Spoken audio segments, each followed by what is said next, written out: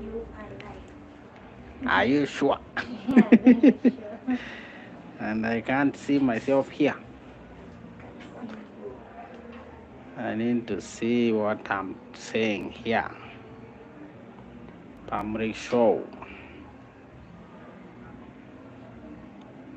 Hey, kwani mtu angalilia wapi? Hmm?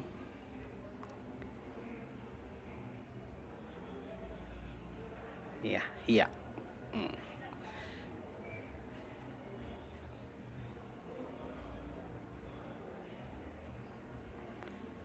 Good, we are good, we are good, we are good. I can see now.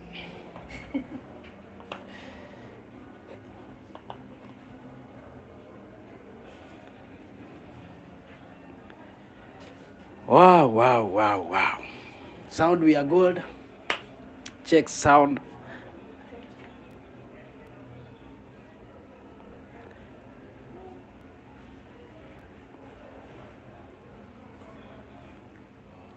Tell me when we are ready so that we can hit the road running. Now the show, I can see we have 13 people already waiting for the show to know the fate of these corrupt individuals kwa hii shughuli. Aha. Hey, leo nimekuwa na siku mrefu. Na niambie kama sound iko sawa, kama unasikia.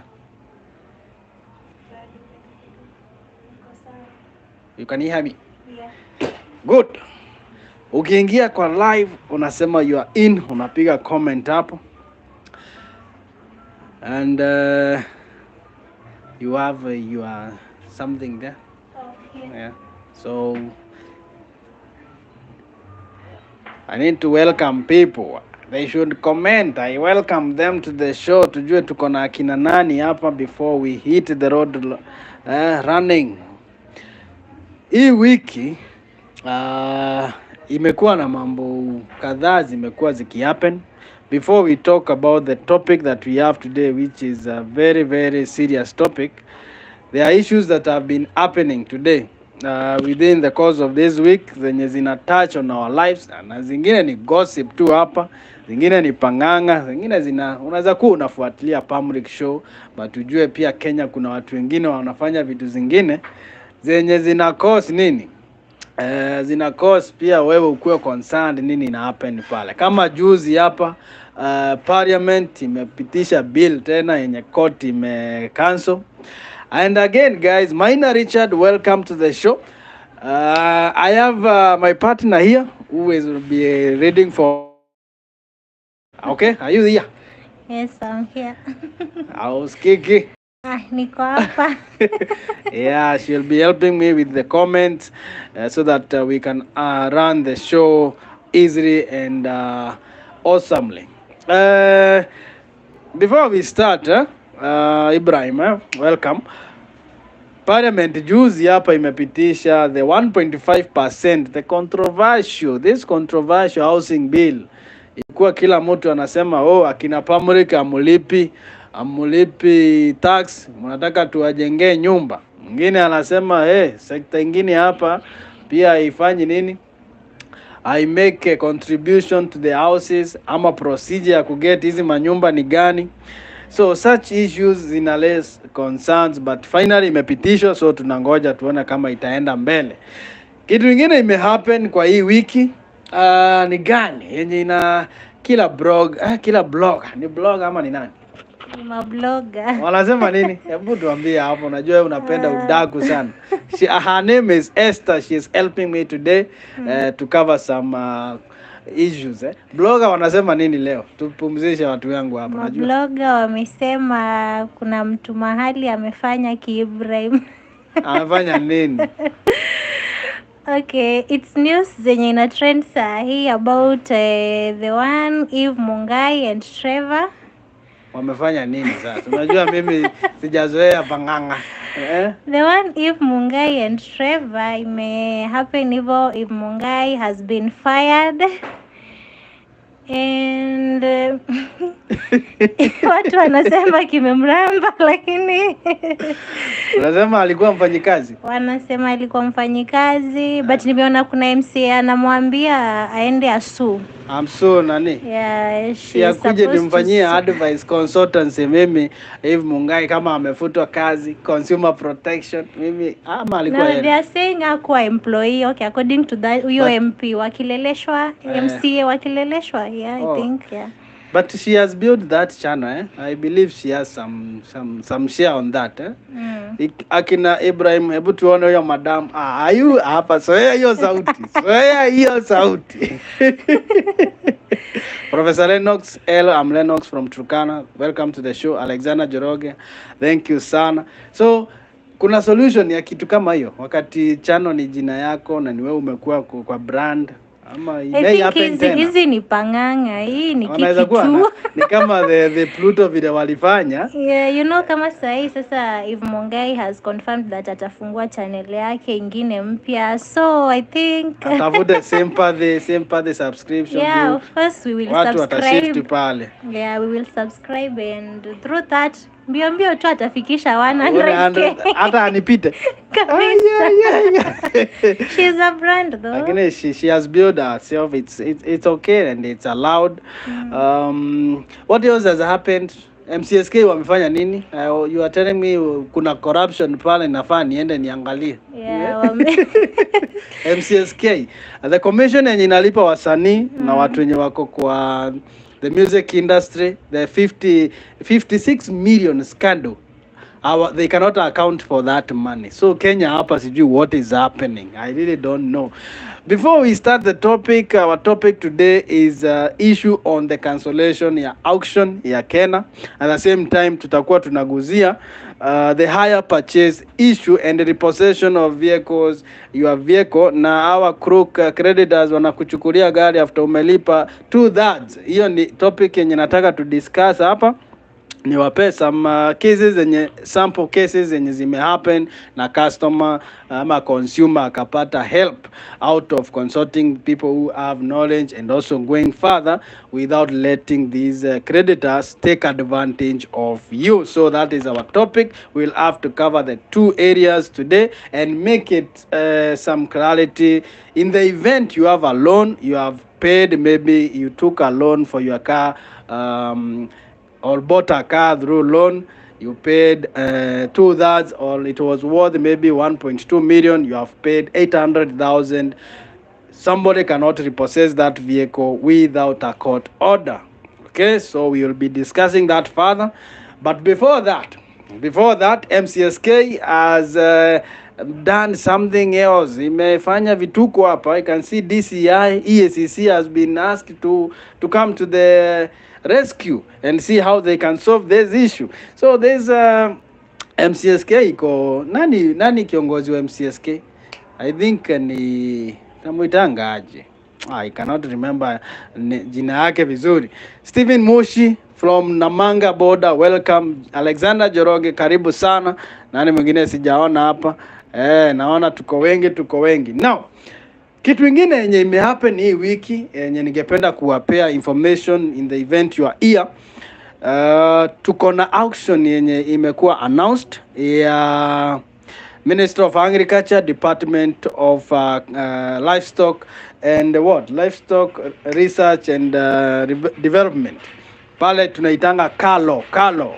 Hiyo Kalo imeannounce inaitwaje? Disposal of furniture, ICT equipment, vitu mingi sana. Announcement imewekwa hii wiki.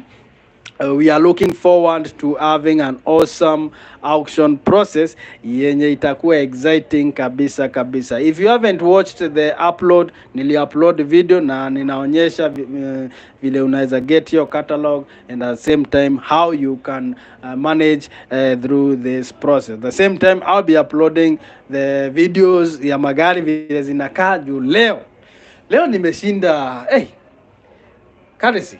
Leo nimetembea sana. Ulikuwa umeenda wapi? Unajua nimetoka Mogoga. Unajua Mogoga? Yeah. Unajua Mogoga? Mogoga. Unajua Kabete? Si Mogoga. Hapana, sijui. Si niliwahi kuonyesha Kabete ama Westlands, tulifika Westlands hatukupita na huko, kwenye yeah. nilikuwa huko Kalo Kabete. So nilifika Kabete. Nimeangalia hizo magari zina auctioniwa next month, because next month kuna auction, yeah. yenye inatoka kutoka tarehe 1 mpaka date 25. Nimeangalia gari inauzwa 20,000. Sitende tubidi. Hizi ni gari yani si mbaya condition. Yeah. Si kama hizi za Kera zenye ilikuwa inawekwa pesa mingi na ni Shell. 20,000. Ingine hapo gari yenye iko expensive sana ni bus kubwa. Bus kama zile za shule. Zile za shule. Okay. Unakumbuka ile auction ya kama ile ya Nairobi? Yeah, University of Nairobi. Okay. Bus size kama ile. Yeah. Inauzwa 800,000. 800,000. Okay. 800,000. Ujue if somebody comes to that auction and buy that bus. Yeah. I'll be uploading the video this week. Bus ni in good condition. Alafu nilikuwa nauliza hapo, wanasema hii bus ilijileta hapo. So iko inaenda. Okay. Ni kupiga tu start.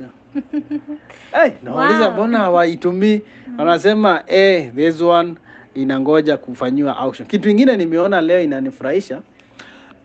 Tumeenda mpaka bio research technology huko Mogoga. Mogoga ndo ni farmland kubwa. Hii government iko na shamba. Unaingia yani tunapotelea huko ndani, unaambiwa kwenda kwa ofisi fulani ya biotech, utoke ya biotech uende ya crop research, unapotea. Juu magari kunazo ziko kwa biotech and research zingine. Ukienda kwa veterinary, veterinary kuna unaziita aje? Scrap metals, kuna pikipiki Honda, wako interested na pikipiki, kuna Ford pale, vitu kadhaa zenye ziko in that area. So yeah. Leo siku imekuwa mrefu, hata ndio maana tumeanza show late kidogo juu nimefika saa hii, but tukasema live lazima tupige kabisa. Kitu kingine yenye hii wiki na happen na imekuwa announced ni RELEC ni Rural Electrification and Renewable Energy Corporation that has announced a disposal of 29 vehicles. 29 vehicles. Na mbona ladies amkujangi auction?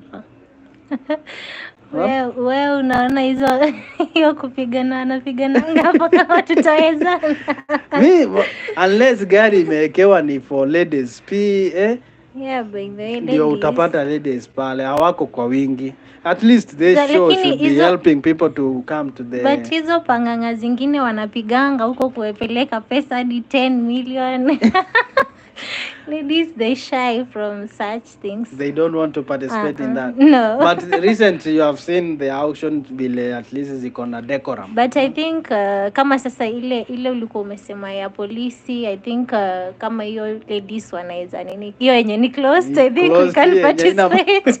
Watu wanaweza kuja. Yeah, I think hiyo iko sawa, tunaweza participate kama hiyo. Lakini sasa hii nyingine yenye sasa unajua pia vijana wanakonga kwa ile auction, ni wadogo wanapiga mdomo. Wanashtua kila mtu. Sasa mimi before niseme 2 million, mwingine huko amesema amesikika. Wewe ndio unaharibu auction. 2 million nini inanunua 2 million? Watu wananunua hadi 14 na 10 million. So guys, those who are hearing a voice here, mrembo hapa, this is my partner here. She is helping me. Her name is Karesi Asta, and she is helping me to run this show. And we want to make this show one of the most vibrant shows that ukitune in tu hivi unajua unatuliza tu. Inaitwa aje leo Thursday, tunaitanga nini? Throwback Thursday. Sasa unaituliza na Pamurick show live. So good people, Ibrahim wanasema aje? Yes, hiyo ya 10 million is bad na ni auction. So inafanya ladies wapotele huko. So before we go further, let's talk about the issue yenye imetokea hii hapa higher purchase. Umenunua gari na higher purchase pale Mombasa. Nataka kumalizia na hii auction ya KENHA. Unaona vile walifanya ile auction hiyo, nataka tumalize nayo ndio watu hapa watupe solutions, ndio? Watuambie what are the further consequences that should be brought on board for these individuals wenye waliharibu auction na waka cause government hiyo losses yote na waka make the process ikae complicated. So the other day we talked about buying a vehicle through financing yenye unaenda pale kwa dealer anakufinance hii gari yako. Okay? Yeah. In this case, unakumbuka wakati tulienda na bro Mombasa? We went there looking for a car. Yeah, and the dealer gave us a good deal.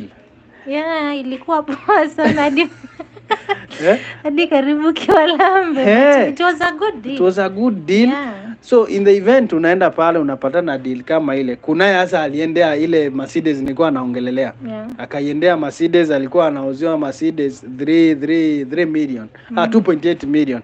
Na nikiwa nafanya research zangu hapa, nimeona kuna case ingine yenye mpaka court ruled in favor of the consumer.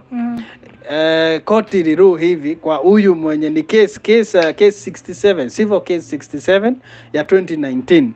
Ilikuwa ni ya Fahari Cars Limited versus tunamuita nani? Versus Grades Karemi, jina kama hiyo, if I'm not wrong. Yeah. They went ahead and an agreement of the same. She paid 2 million deposit, then made a repayment of the same for ile amount ikafika 2.77 million. And the vehicle, kwanza kwa case kama hii ya nani ya Karemi na Fahari Cars Limited, the vehicle total cost was 3.5 million. She paid 2.7 million. They later repossessed her vehicle after she has spent 2.7 million.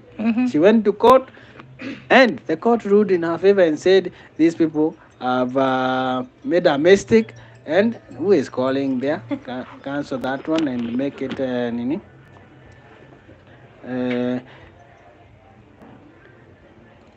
The court awarded her some damages of the same. Now kuna hii ingine niliwaambia ya 2.8 million. Unapata mtu alilipa 2.3 na mnamnyang'anya gari. So if you are here and wondering if you have paid your vehicle na mtu wako pala na kuthreaten na nakwambia tutakujia gari yako, just remember that you have a right as a car consumer, as a customer there, making a deal with any dealer. Nobody should repossess your vehicle after paying 2/3 of the amount. Okay? Kitu ingine sasa yenye inasumbua watu wengi ni where to start. Yeah, that's the problem. Actually, hiyo ndo shida kubwa juu. Yes, kama sasa umetuambia tumejua, lakini tutaanza wapi? Mtu ataenda wapi? Alafu sasa usha sign hizo vitu itakuwa aje? So mtu anashangaa itakuwa aje?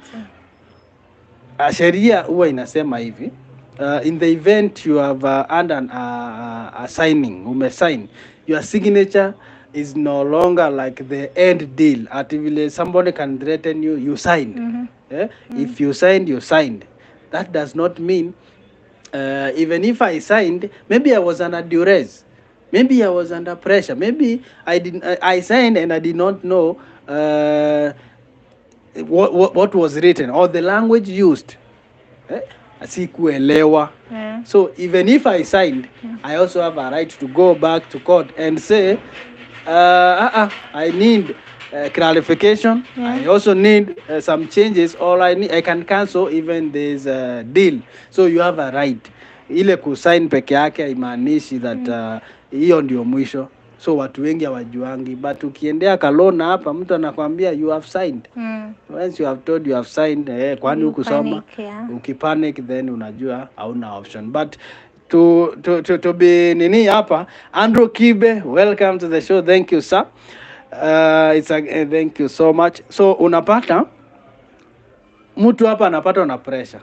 Juu kama bro kesi ya bro ni mingi. Akona makesi mingi. Tutamuita hapa by the way siku moja akuja aelezee nini ilimfanyikia na hawa watu. I think it's good. Juu nijaribu kumwambia akuje kwa show, amekuwa na makesi sijui ni credit finance gani, amekuwa na ingine na wale dealers, so atakuja kwa show yeye mwenyewe ashare history yake.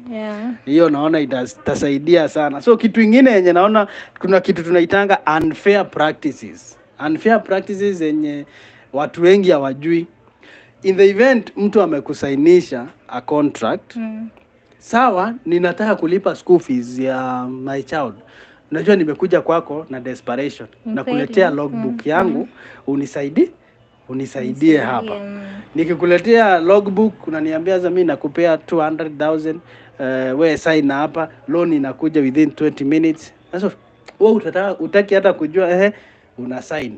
Kumbe hii loan umesign in dollars. Dola ikienda juu loan yako inabadilika. So unapata mtu sasa unashinda unalipa loan and it is not ending. Unalipa tena. After some time you find that finally gari inakuwa repossessed.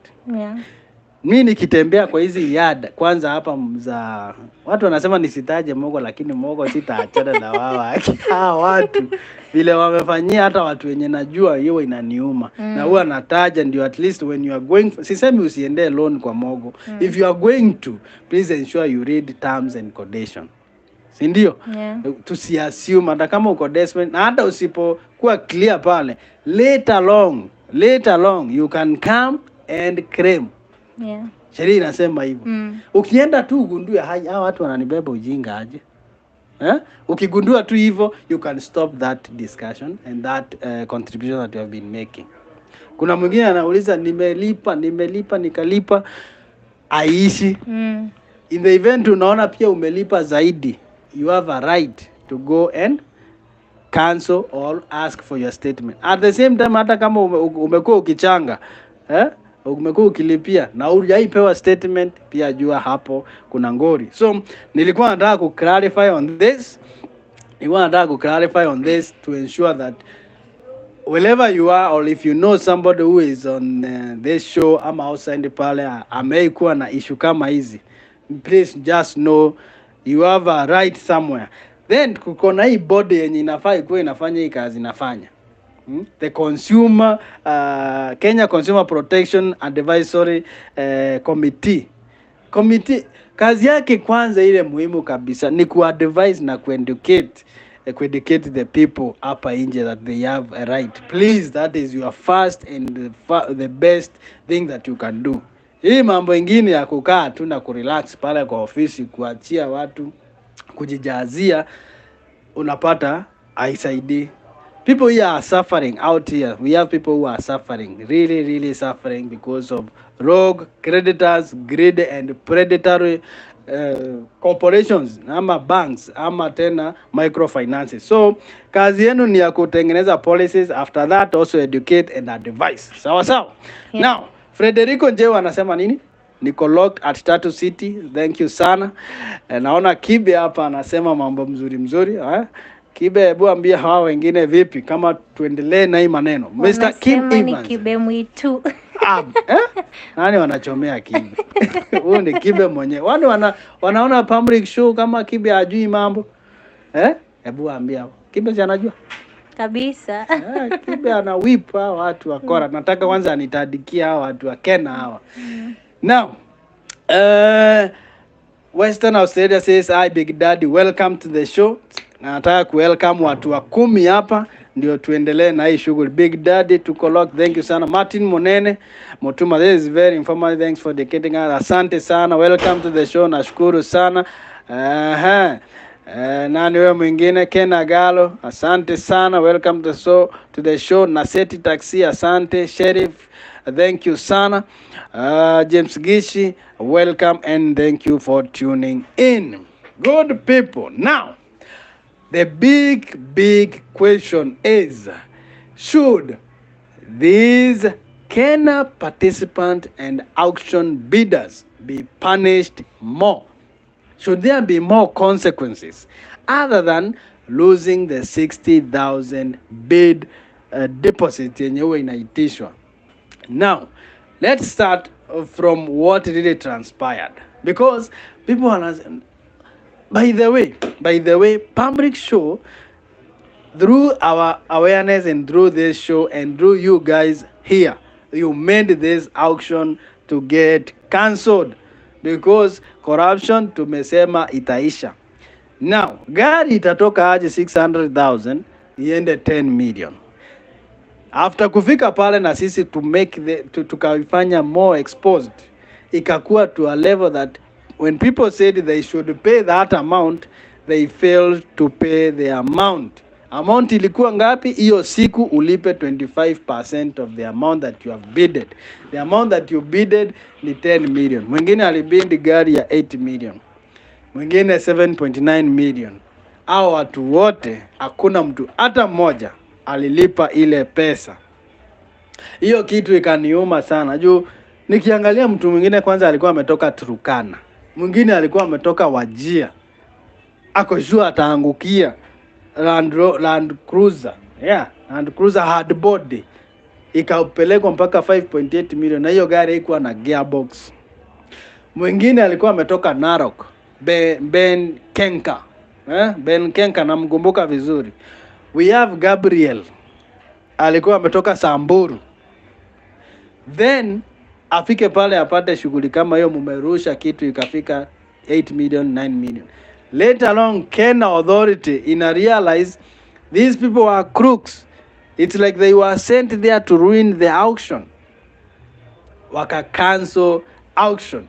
Leo nataka tujiulize, should there be more consequences other than kupoteza your 50,000 ama hiyo 60,000 deposit? I think there should be more and more. Later, ni kama EACC and DCI waliingililia hii issue, wakafanya na these people wenye walibid ile amount, mpaka KENHA yenyewe inasema they came back and wanted to pay the deposit amount, ile deposit amount ya the reserved price. Mtu aliweka 10 million then anakuja after masaa ingine hapa anasema mimi unajua hata si mimi nilikuwa pale, lakini ni peni gari na hiyo 860. Anaambiwa hapana, lipa ile yenye ulibid. Anapotea. So the only consequence according to Sharia is they will lose their 60,000. But what else should be done? My thinking, and also what were other mistakes that they allowed for it to be to kufika to that level. One thing I noticed is the auctioneer. Auctioneer is like he panicked or he got excited because of the crowd kubwa ya watu, or maybe he has never dealt with over 500 people. He has never dealt with over 500 people in an auction. So, or it is some deep-rooted criminals who are sent to ruin the bid for other people. Now, this thing, it has taken now KENHA back to square one. Square one ni nini? Lazima wa re-advertise the auction. Once they re-advertise the auction, Pamurick ni nani? Lazima niende nione. Na by the way, nitafuatilia hii shughuli. Nitaenda mpaka huko nione kama hizo gari ziko. Wanaweza kuwa wanatuchocha hapa, wame-announce. Si wanaweza kuwa wanatudanganya hapa na public notice na wameuza hizi magari. Wanaweza kuwa wanatudanganya unless mtu aende a confirm. Huyo mtu ni nani? Pamurick. Hakuna mwingine. So kama wanatukoroga, kama wanatuchezea akili, mimi mwenyewe nitaenda pale, nifike na ni view tena hizo magari kama ziko pale. Kama ziko pale. Ibra, unaongelea local car market, Kabaza maneno. Kabaza imewafanyia nini? Lakini tutaguza hiyo. Ninotie hiyo swali ya Kabaza. Ya Maulas. Hiyo ya Kabaza tutaongelea. Maulas walipia wengine 60k zao pia. Lakini Maulas unajua kwenye hakupata ile bid unarudishiwa ya 60k. What else should be done? What else? Should there be more consequences? Nataka to brainstorm what are other consequences other than losing 60,000. Lakini I doubt. Did they give their real names? Hawezi kuwa walipeana the real names juu kwa ile document ya. Juu nilikuwa kwa dirisha. Nilikuwa nasimama hapo kwa dirisha. Alafu naambia askari mimi nakusaidia na security hapa. Watu pale wanasema huyo Pamurick asitoke hapo. Walikuwa wanahakikisha najua the amount yenye hizo gari zinauzwa. Wengine wanakitolewa hapo wanasema huyo akae hapo. Askari anasema tukae hapa tusaidiane. Mimi hapo naangalia mpaka wadisha naona mtu ame-announce 10 million, hata kwa kujazililia unashindwa kweli hizo details zimepeanwa. But maybe they gave their real details, but why did they not come for the vehicles? Shinda iko wapi? Ama watatuambia walikuwa wanangoja kalon akakuingiana. There are so many excuses, but later on such people should be investigated, and if they are doing such things in even other auctions, it should be a criminal offense, not just a mere civil issue here. Kama una participate in such issues unapigwa penalty zaidi. Sasa hii ya KENHA imeturudisha zero, na naomba tena juu tunangoja auction nyingine hapa kubwa sana. Unajua hii ni live, lazima tuguze hapa. Tunangoja auction ya Kalo, hiyo jina inanisumbua. Ni Kenya Agricultural Livestock and Research Organization. Yeah, Kalo.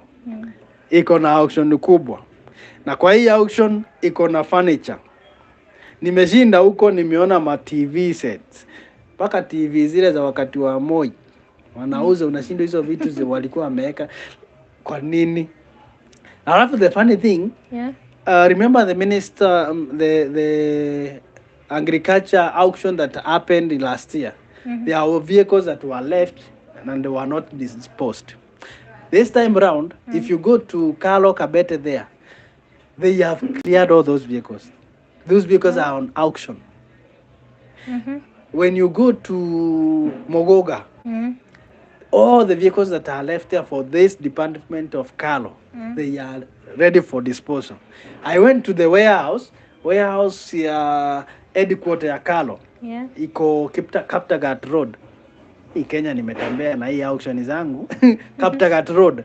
I went to the headquarters, went to the warehouse where the auction is happening, the items for auction are placed.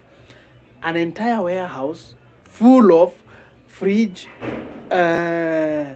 so these big printers, tires, furniture, seats kama hizi, an entire warehouse, and those things have been there. They have been trying to sell them, but people have never been interested.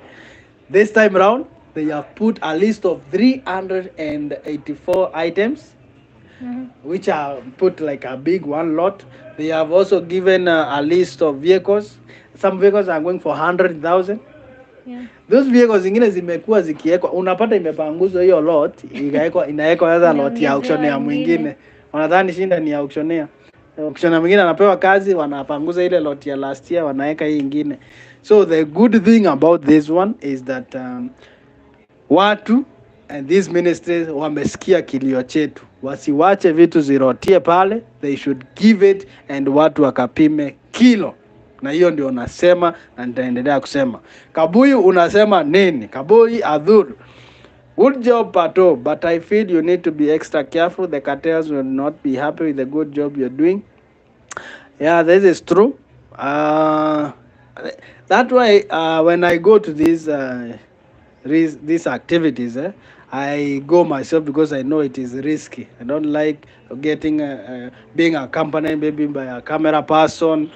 I don't want to involve somebody else or risk someone else's life, because what I'm doing is opening the public eyes at the expense of risking my life because they are not happy. But somebody has to do it. I believe somebody has to do it, and sometimes it's to hope things will turn out right. And when I get to my car and drive going to these things, I get excited. I love doing it because I know what I'm doing is the right thing to do. And what else? What other thing that would you be doing in this life other than doing the right thing? If you feel something is right, just do it and do it aptly. Now uifanye kabisa, so tutaiskuma tu, but I know if we have started with the cancellation ya KENHA, then I believe any other auction yenye italeta shenaniganism itakuwa cancelled, whether I'm there or not. There are so many people who have now opened their eyes. Karesi, watu wamefunguka macho. watu wakiona illegality wana take hata pictures. Yeah, na hata even if you don't talk about it, somebody else atakuja na ataongea tu. So I think it's okay. Hata wafanye nini this time round watapatikana tu. Hakuna hawatajificha. And even the president the other day said he was warning the CSs because whether you like him or not, tuseme now the fact, if what he is saying is the best way to go, that he is not tolerating corruption or allowing people to use his name to ask for favors, if that will be the case, then we are going on the right trajectory. That's true. Okay? If any maybe minister or PS says that nobody should come to the auctioneer and demand for a vehicle or a favor at the auction, or even an official, because the auctioneer sometimes they are in business, and you find somebody will approach the auctioneer and tell them maybe CS fulani anasema mimi hizi gari ni mbili zangu, hizo zingine juu vile utafanya, all else hatutapewa kazi tena ya ku-auction for this department. Sasa unapata kuna auctioneer atagwaya, kuna auctioneer ataingiza baridi and afanye an illegality ama allow participation of people who will overbid and overprice, then mess up the activity. So if people will stop using the leaders' names for them to get benefits, then we will be going on the right path. Itakuwa the best thing possible. Juu kama hizi za KENHA zilikuwa associated with a particular leader. Ukipita hivi unasikia fulani amesema hizi gari yaekewe 2, 3. Lakini unasikia ni fununu, but pale kuna fununu kuna ukweli. So if that was the case, then you find maybe the person doing the auction will feel intimidated and succumb to the threats. So I'm hoping even these people who are in leadership should also take caution and should also be willing to have a fair processes and allow people to benefit. Why would you be interested in a car that is so old, worthless to you compared to what you have? Now you are coming from here, you want this yenye mwananchi wa kawaida mdogo tu anataka, wewe pia unaitaka. There must be a reason. What do they see that we don't see? Achukue cheeses, apige na import gari ingine mpya. Hiyo. Lakini hiyo ukora ninayo imezidi sana, imekuwa too much. So James Gitch anasema, my thinking is that these guys were not doing this biddings out of the blues. Hii ni kitu ilikuwa imepangwa, but due to the videos that you aired, they had no option. Anasema this is a well orchestrated cartel and they knew what they were doing. Walikuwa wamejipanga, but thanks to you their plan did not go as planned. Na ni ukweli. Juu ilikuwa mimi nilikuwa naambia watu pale ulikuwa unaona ile group ina overbid nika group ya watu the same. Na ni kama sasa walikuwa wameplan, wamesema hizi gari ni za mtu fulani. Lakini the exposure na vile watu pia wenyewe pale kwa ground, unajua watu kwa ground wanaweza amua hii upuzi hatutaki pale, mfila mnatudhulumu, mnatuletea hii yote, mnakataa. You have a right to say no. And what they displayed during that day, the only advantage that was there is that I took the picture and I took the video and it went viral. That was the only advantage, because they try to ensure that nobody is recording, no evidence is there, nobody will note anything. Once they make sure of that, even if you complain like hell, who will listen to you? But now simu zilikuja, kamera ndogo zilikuja, so hata mkifanya vitu gani zitapatikana tu nje na mtashikwa tu. Hata mkifanya nini, kama uko na ukora, siku yako itafika na utarambwa. Dokon ameingia to the show. Dakimala anasema leo umeamua kuleta distraction. Huyu anatusaidia hapa vizuri, na utaanza kuzoea hiyo sauti polepole, ndio at least the show isikue unasikia tu sauti yangu hapa, mpaka ukikaka unasikia ka sauti kanyororo pale. Swali lingine yenye umeona hapo inatuguza pale. Kuna huyu mwenye anasema au wenye walikuwa wana overbid wapigwe fine za 60k. Alafu walipia wengine 60k zao pia. And they should be banned from any other auctions and bidders with attempt to corruption. Because gava iko na details ya watu. Yeah.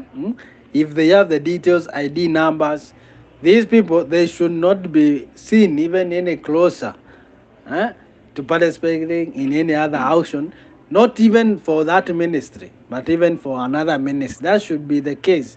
Ni kama mashabiki kwa uwanja, au mashabiki mtu akisumbua ama akileta racism, unabaniwa kwa kuattend hiyo uwanja ama kuingia kwa uwanja ya your club for some time ama for some years. That at least italeta awareness.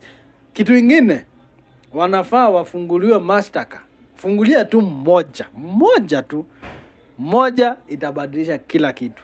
Hiyo itabadilisha kila kitu. Altase, hata tuseme majina zao, how else are we going to fight this vice? My friend, you want to see me in court? Alafu useme ufanyiwe sniper we. Hapana. Hiyo if you cannot nilisema ni rumors zilikuwa zinatembea pale, and if it is rumors you should not make someone's name public. Like sasa usikie fulani amefanya hivi, na mimi sasa niko na hii platform nichukulie hiyo kama udaku, niongelelea hapa, na kuna watu wana believe what I say is the truth, alafu ikuwe sio ukweli na umetaja jina ya mtu, hiyo ni makosa. But once we have evidence, kama pale tuliona evidence this person has done this, we put it out there and you see it, and the right individuals wanna take action, wanafanya investigations. Once the investigation are done, we will know the actual culprit. Sawa, hiyo inasaidia sana. Kuna ile comment ulikuwa unatafuta ya Kabaza. Ibrahim Bwana amesema, I have been looking around and noticed most people wanaweka mileage kwa gari and they want to sell it at a showroom price. Sa kule Kabaza watu wamekuwa wakicomplain about that a lot. Unakumbuka Sunday ni tulienda Kabaza? Yeah. Uliona vile kumejaa? Huko najua. Uliona pia vile unapata gari ni mpya. Yeah. Zenye ziko pale. Gari ni mpya. At the same time zile mzee zimeletwa na brokers. Kabaza is a beautiful place to go shopping. Yeah. It's a beautiful place to go and look for a car. And also you have a chance to review each car at a time, to ask as many questions as possible, and even to do road test pale. Lakini if you are not keen, you will buy that vehicle even at a higher price other than the price that you would have bought. Maybe ungepatana na mwenye hiyo gari nje. Kwa nini? Juu unadhani unaongea na the owner of the car, kumbe broker alishika gari za mtu 5 akazishika hapo zote. Yeye ni ana deal nazo kwa hiyo line yote. Nadhani ni yake. Ana hike price. Hike price unapata you mwenye umekuja shopping pale ukidhani hizo gari ni cheap, ama ati uliona cars below 500. Sidio wazinaekangwa come and see cars below 500. Come and see cars below 800. We hata kuipata uipati. But pale bazaar ni pahali pazuri. If you are very keen and if you know how to negotiate, utapata deal safi kabisa. My prince anasema nini hapo? Who regulate these auctions? We go to their pages and pressure them to act on these cartels. Now umeguza pahali pazuri. The body that is regulating the auctioneers is led by the judiciary. Kwa hiyo body kuko na chairperson, kuko na pia KCC member, kuna auctioneer mmoja pale, kuna magistrate mmoja pale ama mtu wa sheria, but iko under the body. Kuna inaitanga auctioneers board ama ni regulatory board, jina sikumbuki vizuri, but it's under the judiciary na Martha Koome is the leader pale. So tukipressure Martha Koome, mtaona mambo imelainika. Huyo tu ndiye anajua what is happening, ndiye ana appoint these people who are helping her. If she appoints the right people on that board, then we will have a successful auction in the industry. My prince, hiyo ndio ina happen na inafaa kufanyika. Mimi only welcome to the show. Yeah, they should be prosecuted. What do you think? Yeah, they should do. Pale palikuwa na mtu alikuwa amekuja ako serious, anataka kubid, like amefunga mambo zake, kuna mtu alikuwa tu serious. Anataka ametoka mbali.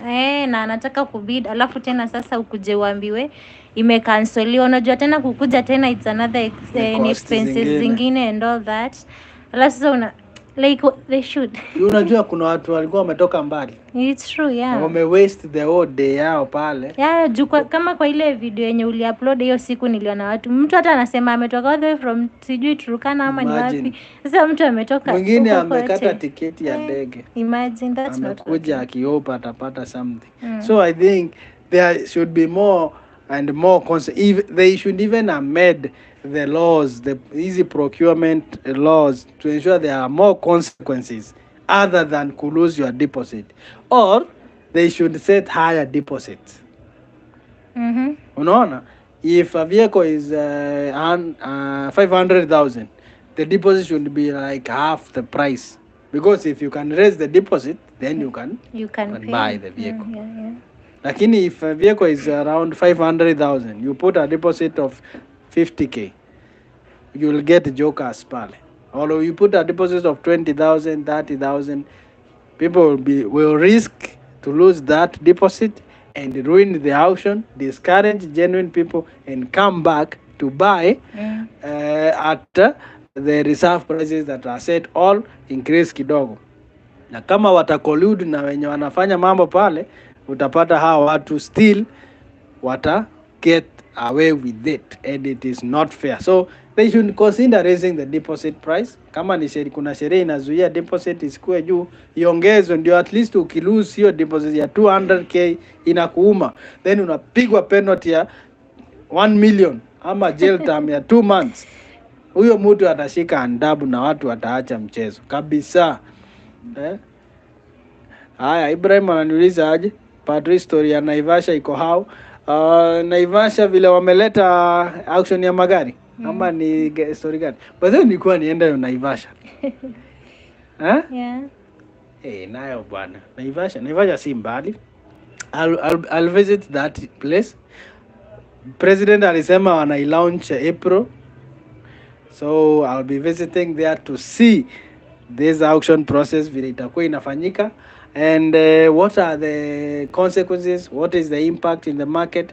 But I believe they have set it at an export processing zone, I believe it will not have a bigger margin or bigger difference other than for those who are buying from Kenya and taking those vehicles to outside Kenya. If that person who is selling those vehicles at Naivasha is targeting the African market so that he can gain from the Africa trade agreement, free trade agreement, then ikue base yake ni hapa Naivasha and start distributing and selling these vehicles to Sudan, Uganda, Tanzania, so that people can come and shop physically and see the vehicles and then go and register them far. Because at the same time, we have a regulation here. Purchasing these vehicles, you cannot buy a vehicle that is above 80 which was manufactured before 2017 January. You cannot import that vehicle. So are we saying that the vehicles that will bring, they will be only restricted to 8 years, or will it be a competitor to watu wa Kiambu Road ama wale wako Mombasa? Those are the questions zenye watu wengi hapa zinawasumbua, lakini I believe if ama hii ni ile tunasemanga wait and see because we have theories, we are having theories up and down, but kitu ya muhimu ni kama unadhani utanunua gari pale cheaply more than you could have gotten it hapa Kiambu Road ama Mombasa, that will not be possible because you will have to pay all the duties required the same way ungenunua pale nje. The only advantage is that you will have a variety of vehicles available for you to choose from. At the same time, you will reduce the time of if you wanted to import on your own, which takes like 3 weeks or 2 weeks or 1 month, you'll be maybe buying the vehicle within that place and get it within a day or 2 days if you want. So haitakuwa na mambo mengi pale. Yes. Nani mwingine ameleta issue yenye inasumbua watu hapa? So kuna huyu anaitwa Altis, I hope na pronounce vizuri. Is there a law on public auction? Cause sasa shows kama hii haifai kurekodiwa from the window. Kwanza auctioneer anafaa kuvisha mic. And it's true juu kama hii sasa ulikuwa unafanyia kwa video. Walinizuia. Hakuna venye kunaweza kuwa na law ama kuna place tunaweza ingia kwa hizo mapages zao tupushi kitu. Uko na kuwa allowed juu pia okay, Brian pia anasema all government auction should allow people stroke press to record the whole process. Yeah. Yeah, it should be like that. But you know, when they are using when you find I am the only person, I don't have a backup of maybe government, we don't have a backup of any other force, unapata ni ngumu. Lakini as I usually say, with time it will be so difficult for them to do these things that they are doing behind doors because we will be exposing them either way. Either way hawatakuwa na hizi shortcut. Na huwa na encourage watu hata ukienda pale pia wewe chukua picha, chukua video, kuwa na backup. Juu kuna mwingine aliendanga akasema hii gari angalia hii video hapa nilibidi hivi. Ilikuwa kesi ilisumbua sana na hiyo gari hata ikuuzwa. Sasa yeye ako na evidence, he was the highest bidder. Yeah. Unaona alirekodiwa na best yake. He was the highest bidder, but he was ready to buy that vehicle at that amount. Gari ilikuwa inatoka 600, wakaienda mpaka 850 na akaambiwa ni yeye, but when you are going to pay unaambiwa hapana, asikukusikia wewe. Later he went ahead and that auction, that particular vehicle was stopped from being sold, and baadaye sijui what happened, but haikuenda through na naiona iko kwa auction ya this year, haikuuzwa, walikatazwa wote. So you have a right to raise concern. You also need to take charge. Pale tusukume pia, upate mimi nikuwe na watu wengine 2 3 wenye wanabidi pale, wanasema hii apewe ruhusa achukue picha, inasaidia, ita open up. Unaona? Lakini pia wakinyamaza upate maybe wanataka kubenefit, unadhani ukiwa the winner na uende pale unafikanga unarukwa. So unaweza pia pewa na ndio na urukwe. Okay. Unaona vile huwa nawaonyesha kwa auctions, inaambiangwa auctioneer can inaitwa aje, ni kurefuse ama which is the best term, can disregard ama unafaa useme nini, can cancel, no, can deny your kizungu. Auctioneer anaweza kataa kukupatia the bid ama regardless if you are the winner, he has a right to deny the sale to you, so without giving you any reason. So kukuwa the highest bidder does not warrant you that you will get the vehicle. But what will be the proof? If we have maybe records, if you have witnesses, inaweza kusaidia. Jinsi utasema utakuwa na case pale. Unasema ni I was the highest bidder na ABCD na usaidike. Lakini sometimes si vigumu. Mwenye huwa ananyang'anya ni mtu maybe amechocha. Ukifika pale unaanza tena kukata deal, atakwambia atakataa na hiyo gari itauziwa the second highest bidder. So leo tulikuwa tunashughulikia hii mambo ya KENHA na cancellation ya auction, which we are waiting for it to be advertised. Advertise iwe tena ndio tuende tuvuruge tena na mkuje mbidi, msiniachanishe tena vile mmeniachanisha kwa hii ya polisi hapa. Hamkutaka kukujia Land Rover Discovery, hamkutaka hata Suzuki Vitara. Land Rover tulikuwa mnauziwa 1.8 million. Mkasema niende ni attend hiyo 2 meeting peke yangu na wakubwa wa polisi. Hai. Nikawa naulizwa maswali, yani hii kitu umeipushi lakini watu wameogopa, hawataki hizi magari. Leo nimepitia hapo, nimeona hiyo gari bado iko hapo. Hiyo Discovery hiyo yenye waliuza 1 million. Yeah. Iko hapo. Unaionanga tu ukipita kwa barabara. Imekuwa hapo. This is the 7th year or 8th year. Mwaka ya 8 ikiwa nje. Imevandaliziwa. Imeisha kabisa. So kuna hope kwa auction sector. If they have started with this for KENHA and the cancellation, then kuna mambo mazuri inakuja kuhappen. So someone, the Matinsky, raised the issue about the Carlo. Patrick, Region 2 is not available for download on the website. Have you checked? Yeah, I checked. But the documents zenye ziko ni Region 1 na Region 4. When you what I have seen, when you download Region 1 is now categorized with the headquarter. It is categorized with Kabete. There is also categorized with the Mugoga, Tigoni, and where else? Nimesahau wapi? Headquarter, Mugoga, Tigoni, Kabete mara mbili. Hiyo ni Region 1. Region 4 ndio sasa unakuja unapata ni Roiro, Mwea, Embu, Garissa, Kandara. Hiyo ndio Region 4. Ni kama hiyo document sijajua mbona haiko, but maybe hiyo ndio yote. Maybe haikuwa ikue na nini. Weka tu maji hapa. Haikuwa iwekwe kwa the list, or juu pale imeandika 0 download. Kwa website hapo imeandika 0 download, that means haiko. So to deal na hii yenye tumepata nini? Region 1 na Region 4.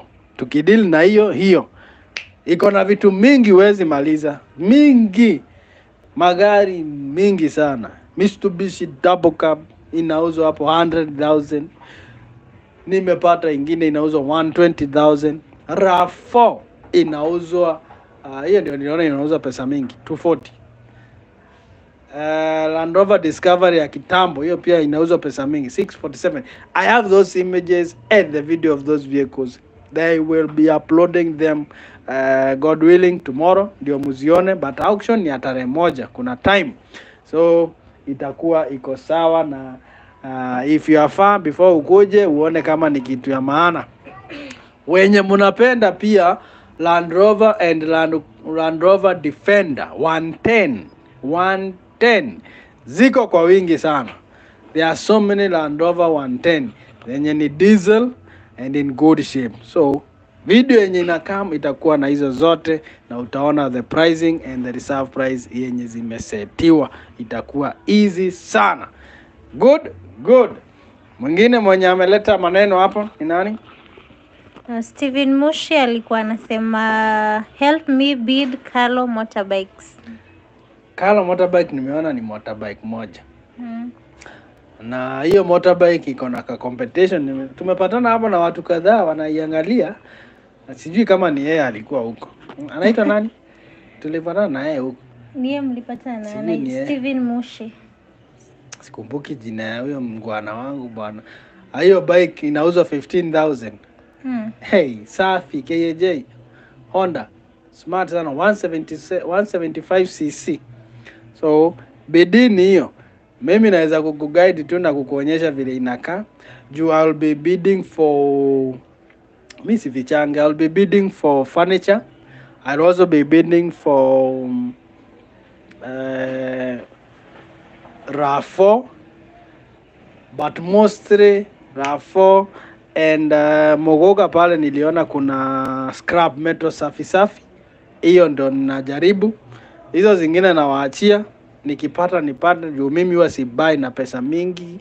Wakibandisha juu naachana nayo. I'm not there to show off. Ukiangukia unaangukia, ukikosa unakosa.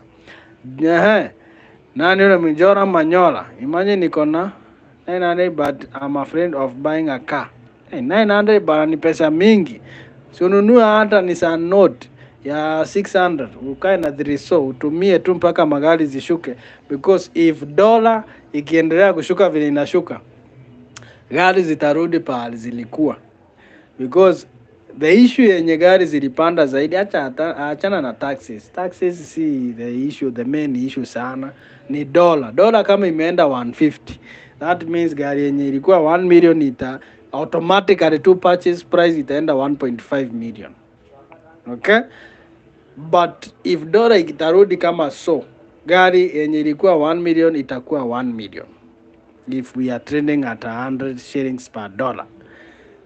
Ukiconsider sasa hiyo tax ya 35% pia iliongeza, but if you have 900,000 badala ya kuendea kadi yatu kagari ka 650cc Kenya hata utakuwa unabambika ukiingia kama huko kwa Uber, endea gari yenye imetumika hapa Kenya na imetumika vizuri. Nunua gari, maybe kama fuel ni issue, nunua gari yenye ni ya 1500cc and below na ikuserve well, tukingoja market changes, because market changes are coming here zenye zitakuwa safi sana. Ibrahim, thank you sana. Ama ni mimi nimeona hiyo? Yeah, thank you sana Ibrahim, thank you sana, inasaidia sana hiyo. Sasa hii itatusukuma mpaka wapi? Naenda mbali sana. Kuna mtu anauliza Gilbert the teacher. Thank you sana for the super Ibrahim, nashukuru. Swali? Gilbert the teacher anauliza, hey please, which auction are you talking about? Ako interested in the electronics. Electronics ama ICT equipment? Unajua sema electronics. Yeah. Acha ni categorize kwa ICT equipment and those items. Also kuna fridge, if you're interested in buying fridge. Hizo ziko hapo, dispenser zinauzwa. So the auction I was talking about is for KALO, Kenya Agricultural and Livestock Research Organization, if I'm not wrong. KALO, headquarter yao iko pale Kiptagat Road, Loresho. Tenani na mimi. Iko pale. Hizo vitu mingi ziko hapo Loresho. Enda ufanye viewing. Eos, before uende, ingia kwa website ya hiyo KALO, KALRO. Kiingia pale, download the catalog, inatokea tu hapo. Download the catalog, download the notice document, get the information, and remember, auctioneer wenye wanafanya hii kitu ni 4. This time around wameamua ifanywe na auctioneer 4. So itakuwa a very different auction process. 4 auctioneers will be participating in this auction, so it will be different. Na ni kama wameona mmoja analemewa, wakora wana approach mmoja, wanampiga pressure, so unapata one department in a hire 4 auctioneers. This is a good thing. This is a good thing, inasaidianga sana. So my friend pale fika, fanya your viewing, na if itakulemea I'll be uploading the video tomorrow, uone vile magari zinakaa za hapo headquarter. Za Kabete pia nitawapangia, yani ikuwe easy to know where they are, what kind of the vehicle is there, na ikuwe rahisi for you to get them. So hii mwezi ya March Aki musikose. Ukikosa hii ya Ministry of Agriculture, usikose Ministry of Energy. Juu tumesema corruption inapungua, na corruption ni Wakenya wataipunguza. Ukikataa kupeana hongo utapata kitu safi.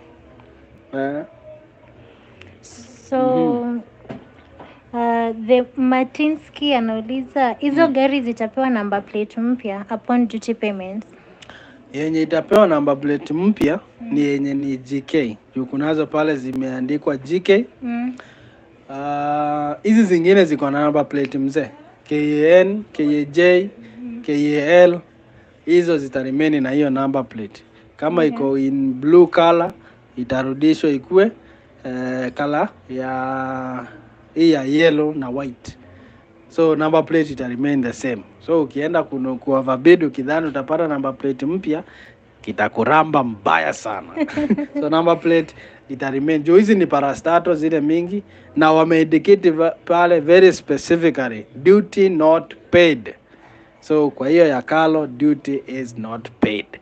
Yes. Ibrahim bwana anakuambia you are welcome, twende Naivasha. Naivasha kuna nini? Hiyo sasa tumepata fueli ya kufikisha Naivasha. Thank you sana. Hiyo lazima tufike. Tena kuna magari walisema ziko Naivasha za Kalo. Taenda nikiziangalia na bado naingia Naivasha. Hiyo president alisema nitakuwa hapo. Nitakuwa hapo nione hizo magari wanaleta juu. Mwezi wa 4 wanafaa kuwa wanaziuza tayari. Zinafaa kuwa zinauzwa, so itakuwa safi kabisa. Mwingine? Dennis Entertainment anasema I attended one auction but I really wonder why Kenyans hike prices. A vehicle goes even for 1.5 M and repairs will cost around 5 to 6.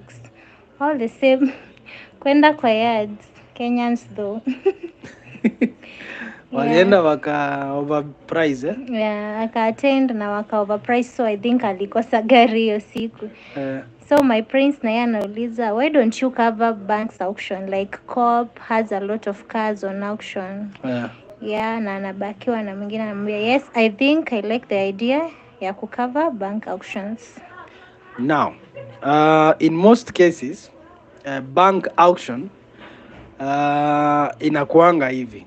By the time kwanza tuanze from the beginning because by the time inafikia kwa auctioniwa na bank inakuanga imefuatia process yote. Bank si kama hawa wengine. Yeah.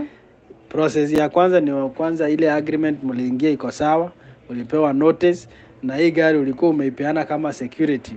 Na kama ulikuwa umenunuliwa na bank then umelemewa ile ya ukweli, na maybe kama ulikuwa umelipa ile 2/3 nitangwa repossession after payment of 2/3 umeifuatilia na umelipa na umeleta court order, gari inaweza auctioniwa. Now mbona huwa si attend?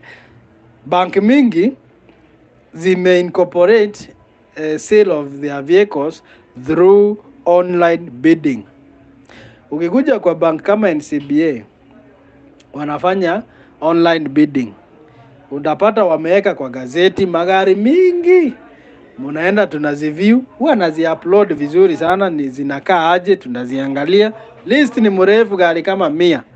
Then ukifika kwa yard unauliza auction ni ya lini, unaambiwa hizi utaingia online, ulogin, ubid kwa mtandao yetu.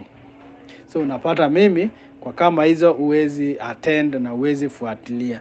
Wengine utasikia auction gari zimechotwa ziko kwa yard fulani, maybe yard mingi za auction centers ziko Kiambu Road kama Star Truck, kama akina sahau hiyo jina, kuna Star Truck, kuna Riverlong, wako hapo wengi sana wenye magari repossessed ziko pale. Ukifika pale utapata hii gari iko kwa auction but inauzwa like hauwezi tofautisha kama inauzwa kwa yard ama ni auction juu the price is almost the same. Wanatumia ile clause ya gari hata kama iko repossessed it cannot be sold way less, ndio wa recover their balance, because also if the value of the vehicle is high na mwenyewe ameshindwa kulipia, if you resell this vehicle then take the money that the owner owes you, and the balance you give it to the owner. Okay, you are not allowed to resell someone's vehicle at a loss, regardless if it's a repossessed vehicle. If they have paid for a particular amount, or you sell it at least market value, usiende kuiuza less. Ndio unaona sasa za banks zingine huwa nawaambia ziko wapi, inafanyika wapi, enda ubid.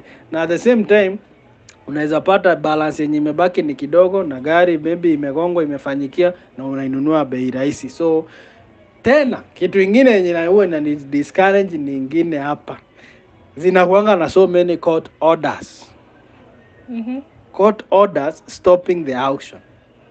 These so many court orders makes the process, mumefika pale, mumekuja kubid, mumekaa, unapata tu mtu amekuja na court order anasimamisha, unaambiwa hiyo auction haifai kuendelea. Kwa nini?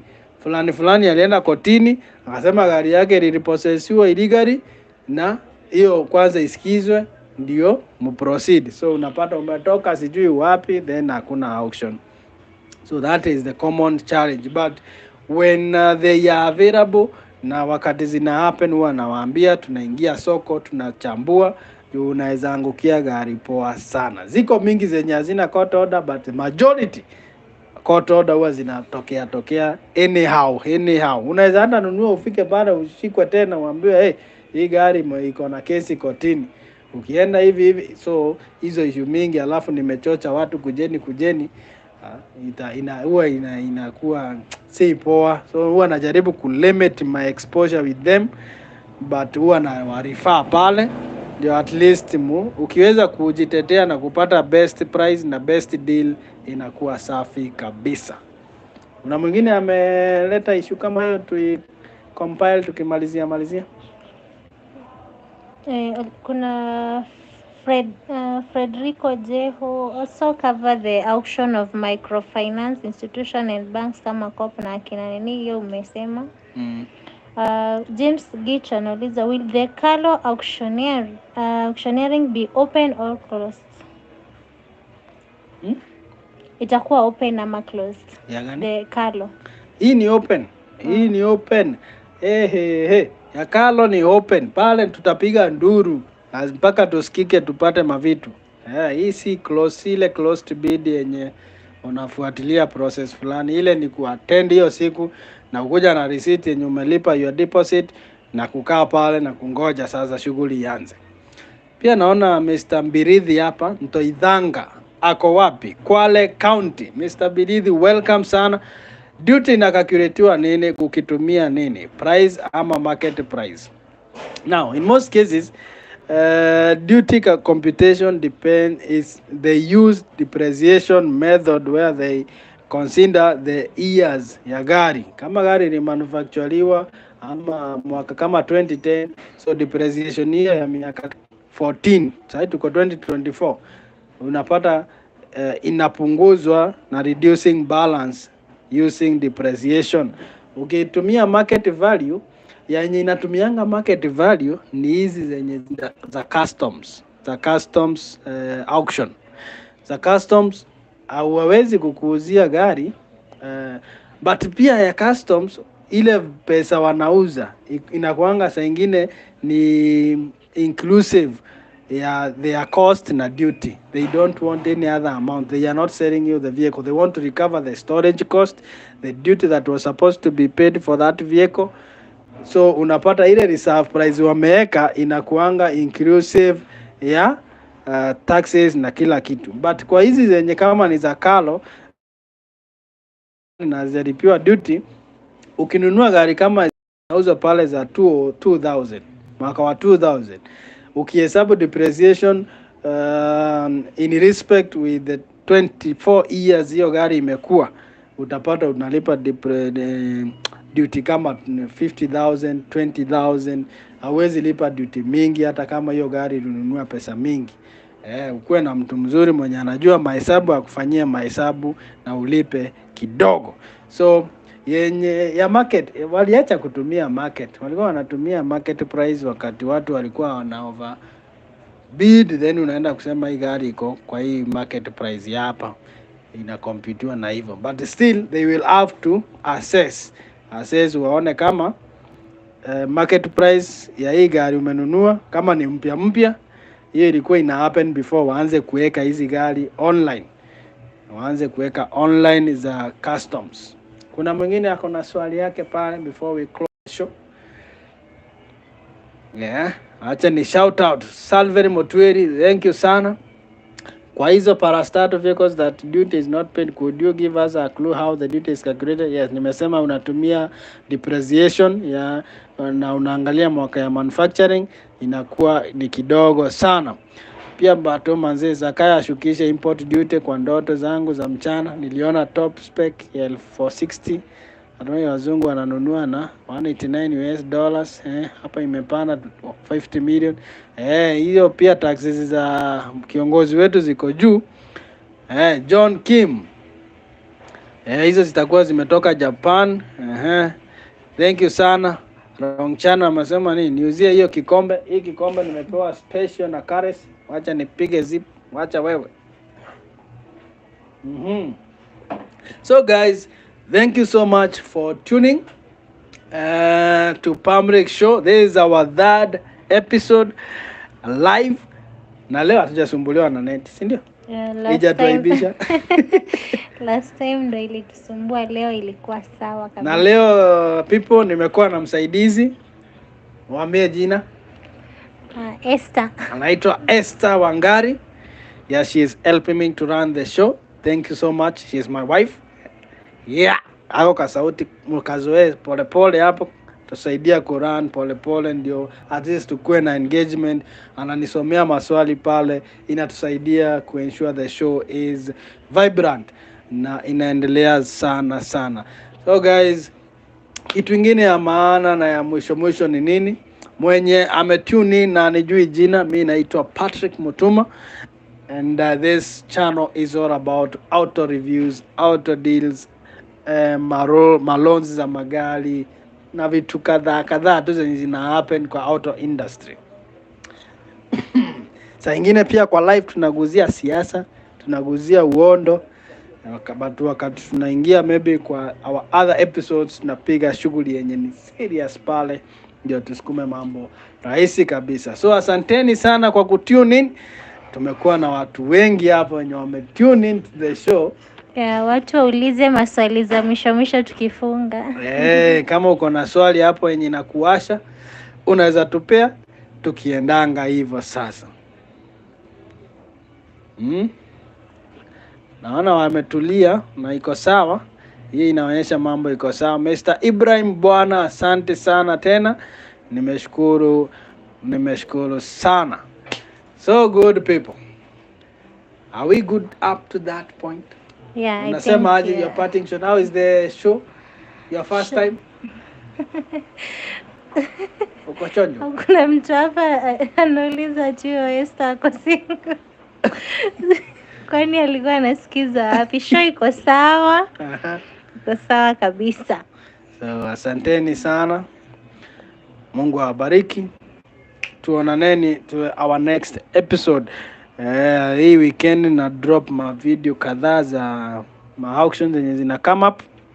So keep tuned na usimiss. Kuna vitu mingi. Hata kama utaki magari, nunua furniture. Kama utaki furniture, nunua ICT equipment. Kama utaki hizo, nunua ma tires na utaweza kukua na awesome experience. Asanteni sana. SK Rick, thank you. Na hao wengine wote tuonaneni majaliwa. Asanteni. Leo nilisahau kuweka kapepe hapa. Sawa tu. Tutapata siku nyingine. Watatujenga, hata wakiona pale watatutumia. Are we good? Sawa, ya good night. Good night. Ukitaka kusign out tunaweka comment hapo. Good night Mr. Pamurick. Unaweka kingine ka comment. Kesho tutaziona hizo ma comment za live. Ukipitia tena unaona haya. Fulani alipitia hapo. Gilbert the teacher alipitia hapo. Ibrahim alipitia hapo.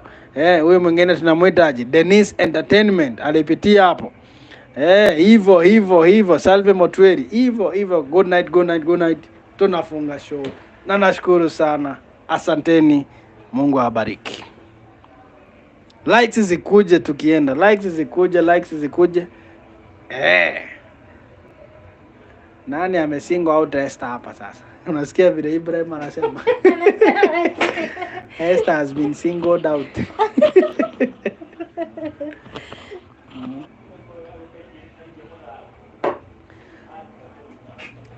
Asante Ibrahim.